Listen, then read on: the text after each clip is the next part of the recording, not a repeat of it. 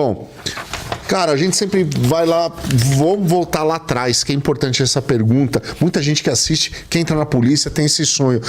Da onde surgiu? Você falou assim, vou ser polícia. Porque a gente vai fazer uma sequência até os dias de hoje. Como é que foi? Você quis entrar na polícia? Era um sonho de criança? Você estava passando lá em frente ao Panelão e tropeçou lá? Como é que foi, cara? Rapaz, quando a gente era pequeno, né, diretor? A gente brincava de polícia e ladrão, né? Com aquele revólver do Kisuko, sabe?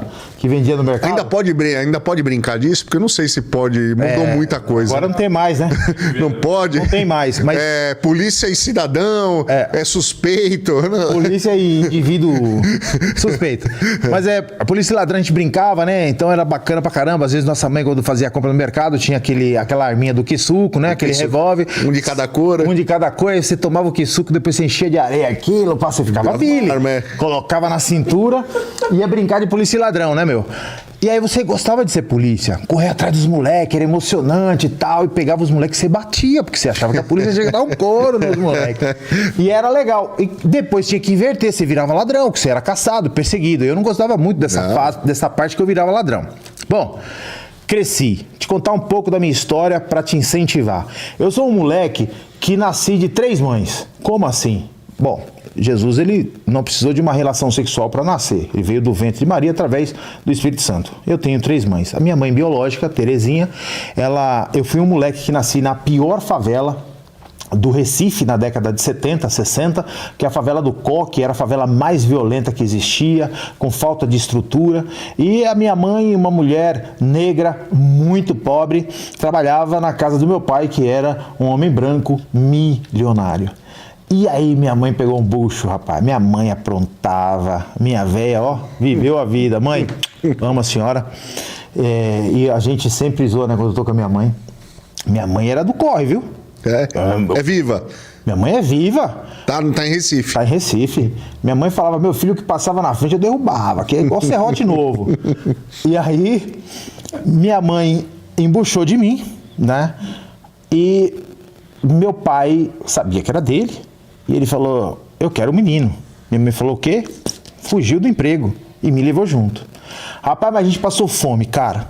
Eu lembro de uma cheia em 1975 no Recife. Deu uma cheia lá, uma enchente, né? Aqui é enchente, lá é cheia. E deu uma enchente lá no Recife, perdemos tudo, Andrei. Moramos na rua, eu e minha mãe. Fui lá o ano passado agora, né? Fui lá, avião e tal, peguei minha mãe e minha tia, fomos dar um rolê, passamos bem naquela praça. Aí você fica, puta mãe, a senhora lembra que a gente morou nessa praça aqui na rua, e logo em seguida ali tinha um restaurante, uma picanharia, né? Aí eu desci com as minhas duas, minha mãe e minha tia, né? Vamos lá. E vamos aqui, entrando, né? E ali eu lembrando, falei, puta, como a gente sofreu aqui nesse bairro, né, cara? E aí minha mãe, muito pobre, cara, não tinha condição de me criar. Ela não tinha, a gente passava fome. Minha mãe trabalhava num motel e eu e minha irmã, ela vinha do motel e trazia os restos de comida que o pessoal deixava num saquinho de lixo. E a gente comia. Eu lembro de uma cena da minha mãe, ela deve estar chorando assistindo agora, que ela trouxe uma coxa de frango mordida e eu comi. A gente, Andrei, comia pão com açúcar para passar fome o dia inteiro. Minha mãe saía para trabalhar, só voltava à noite, a gente comia pão com açúcar e tomava café com açúcar. Só tinha isso para comer, não tinha almoço, tinha nada. Pobre, mano. Morava num barraco de favela que era chão batido e tal. Minha tia não podia engravidar, que era irmã da minha mãe. Minha tia falou, esse moleque é bonito, esse moleque tem futuro, que eu sempre fui lindo, né, cara? Esse moleque tem futuro. E eu vou dar vida pra esse moleque. Vou dar estudo pra esse moleque. Minha tia não podia pegar bucho. Minha tia resolveu me adotar. Quando eu me liguei na manobra, eu falei, cê é doido. Foi uma adoção velada. Era velada. Eu comecei a me ligar, moleque malandro, ligeiro, cheio de... Tem alguma coisa errada, eu sou... Couro branco, já tava definido que eu ia pro tático do 18, né, mano? Aí eu falei, o quê, mano? Eu só ali na investigação. E minha mãe nas tratativas, mano. E eu até que um dia minha mãe deixou na minha tia e saiu. Quando ela saiu, era barraco, né, mano? Eu olhei e vi minha mãe indo, malandro, mas ninguém me segurou. Abri a porta, arrombei. Manhinha, a gente chama de manhinha, né? Saí manhinha, grudei no pescoço dela. Minha mãe falou, não vai dar certo esse negócio, não. Bom, minha tia foi morar na mesma favela que a gente morava, perto. E sua tia queria fazer isso mesmo em má condição também? Má condição, mas ela tinha um pouco melhor de condição. Melhor. Ela trabalhava, o marido dela trabalhava e tal. Tá. Meu nome, meu diretor era Paulo Roberto da Silva. Olha só, meu nome é Paulo Roberto. Para minha família, eu me chamo Beto. E aí, cara, eu fui... Minha tia fez as tratativas lá, de repente, quando eu vi, eu tava num cartório. Eu não era registrado, lá é registrado, né?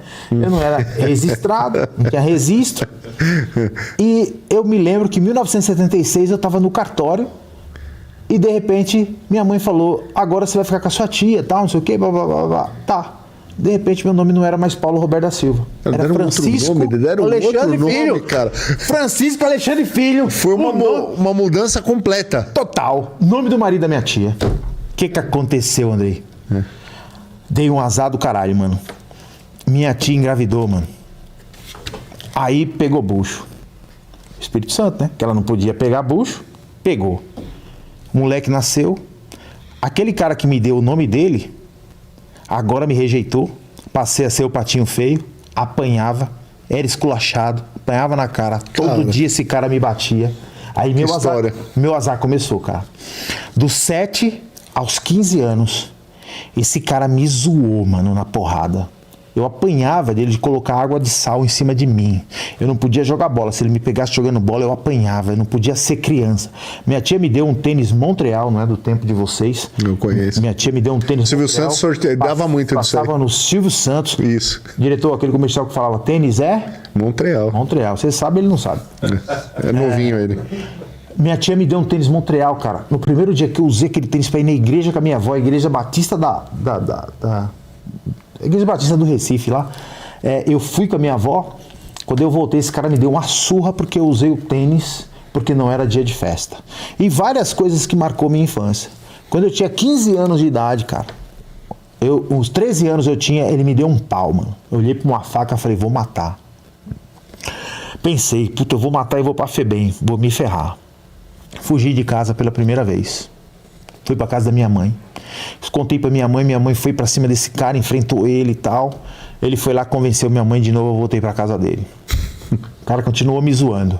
Com 15 anos, peguei um ônibus, com 15 anos, sou cabra macho. Vim parar aqui no Recife, eu vim parar aqui em São Paulo, sozinho. Sem ninguém, parceiro. Sem nada. Nada, zero. Eu tinha uma prima aqui, que eu não sabia onde ela morava, sabia que ela trabalhava na rodoviária e dei sorte de encontrar com ela. Ela me levou pra casa dela, que ela morava de favor. Fiquei 2 semanas lá, até que o cara que ela morava de favor junto com a esposa falou, eu não quero mais esse moleque aqui. Me mandou embora, porque eu tinha 15 anos, não tinha documento, não conseguia arrumar emprego, ninguém me queria. A gente morava num cortiço, a dona do cortiço falou, dorme aí junto com o cachorro. E eu fiquei dormindo na casa, não era a casinha do cachorro, era tipo uma casinha de lavanderia que o cachorro tinha os papelão e dormia. Eu colocava minha malinha lá e dormia lá. E fiquei dormindo. E aí foi minha história. Até conhecer, diretor, minha terceira mãe. Uma senhora chamada Dona Edileuza, a qual eu amo muito, me viu, conheceu minha história, minha situação. E ela disse, eu tô precisando de alguém para ser camelô. Ela também morava na favela, era uma senhora pobre, para ser camelô e vender relógio para mim na Lapa. Eu falei, eu vou. Rapaz, eu era bonitinho, diretor, com 15 anos. E já tava de olho nas menininhas, né? E vendendo relógio na banca. Uma vergonha da porra. Mas era o que eu tinha para sobreviver, né, Andrei? E eu vendia relógio para... Não tinha como perder mais também, tinha, né? Aí eu vendendo relógio, ganhava o meu primeiro dinheiro, já tomava meu café, garantia do almoço. E assim foi indo a vida, cara. E eu vivendo em São Paulo, passando um frio miserável. Eu não tinha uma blusa de frio aqui, fazia um frio da porra. Eu cheguei dia 18 de agosto de 1985 aqui.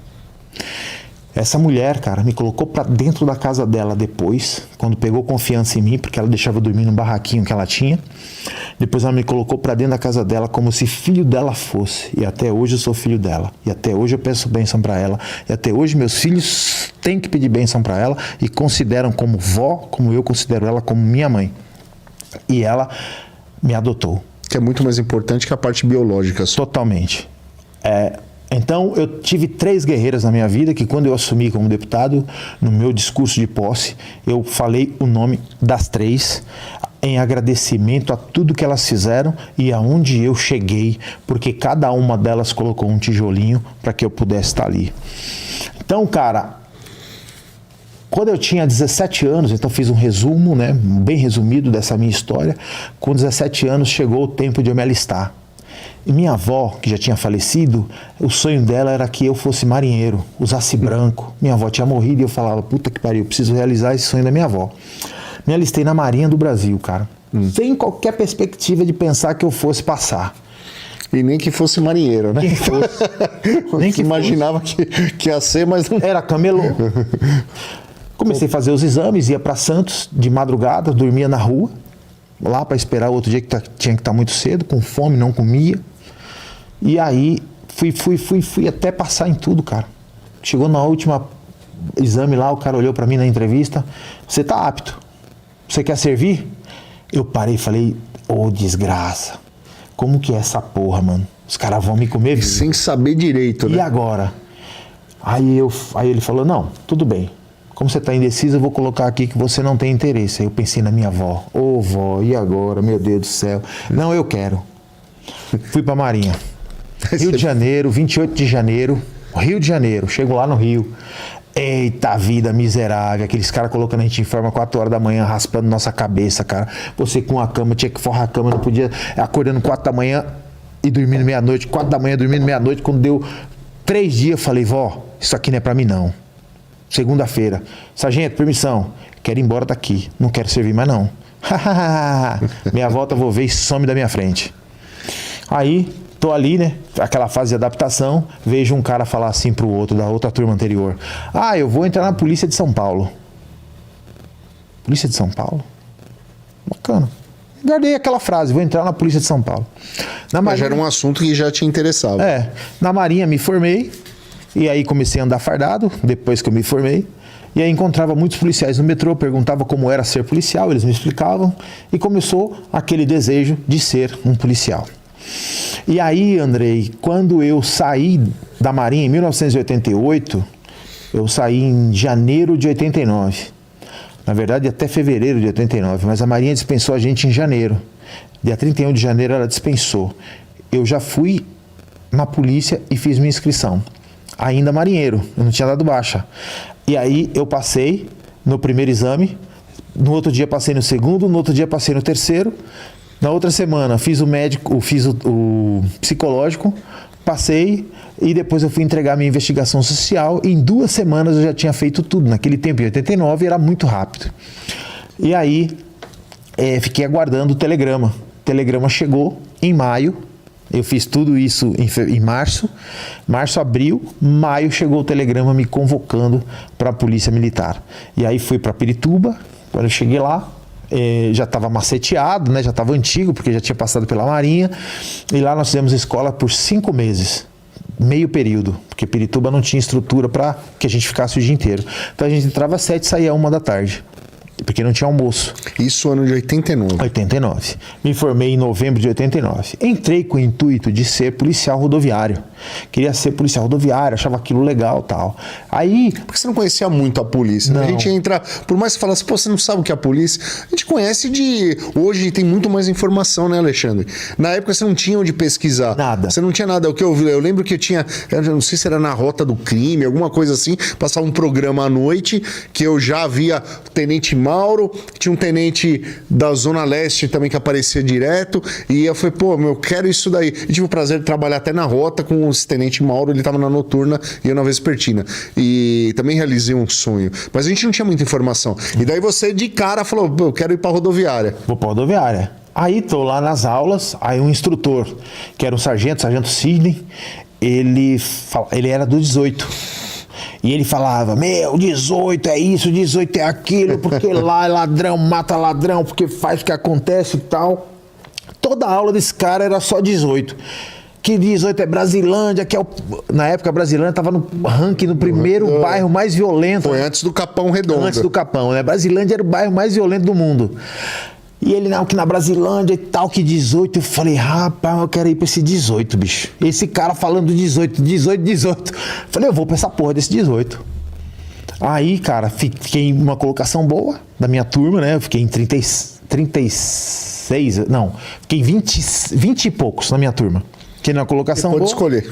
E aí pude escolher. Quando eu cheguei lá na minha vez, escolhi 18. Quem queria 18? Ninguém. Os caras da minha frente. O cara falava? Ninguém queria 18. De tanto o cara falar. Falar que 18 era o bicho, que você ia matar ladrão, que era Brasilândia. Quero ir pro 18. Foi um dos 3 primeiros a escolher. Aí já era. Me apresentei no 18, cara. Cheguei na Brasilândia dia 8 de novembro de 1989. Eu estava fazendo 25 anos. Não, pô. Estava fazendo 20 anos. 89. Eu sou de 69. Dia 8 de novembro de 69, eu estava fazendo 20 anos de idade. Eu cheguei na terceira novinho, do 18. sem saber nem o que estava acontecendo. Eu olhei, eu falei que... Que a terceira na época já era Brasilândia. É Brasilândia, era no Vale, né? No Vale. Caí logo ali. Eu olhei e falei, meu Deus, o que eu vim fazer aqui? Vão me matar. Aqui vão me matar. Puta que eu pariu. O que eu fui escolher? Que viatura que tinha na época? Era o Opala? Opala, Fusca e Gurgel. Opala, Fusca e o Guguinha. Guguinha só recruta trabalhava, né? Tinha o Santana já? Não, Santana veio depois e foi pra RO. RO, o Santana quanto, né? 90, isso já foi em 93, isso aí. 94. Aí, cara, fui trabalhar na terceira. Fiquei 15 dias interno lá, limpando companhia, lavando vidro, caramba, tá aí louco pra ir pra rua. Aí me mandaram pro pelotão vespertino. Aí fui trabalhar à tarde. Só que não conseguia pegar a viatura porque eu era recruta, então só fazia pop, né? E aí, cara, surgiu a minha verdadeira identidade com a minha profissão. E aí sim, eu vi que eu tinha todos os atributos para ser um policial militar e nasci para isso. Eu sempre dizia, né? Eu tinha um curso preparatório, porque eu ensinava a molecada que queria ingressar na PM, que chamava-se NPSP. Nasci para ser polícia. E isso é um dom, né? Você ser policial militar, você assemelhar a sua conduta à de Jesus Cristo, sem qualquer desafio a Jesus. Jesus veio ao mundo, ele deu a vida dele para salvar a humanidade, né? Hoje Jesus veio e salvou todo mundo. E a gente, policial militar, além de ter a mesma função dele, de cuidar do próximo, de amar o próximo, a gente dá a nossa vida pelo seu celular, pelo seu fogão, pela sua geladeira, pela sua honra, pela sua dignidade. Então, a gente tem uma função muito especial na Terra.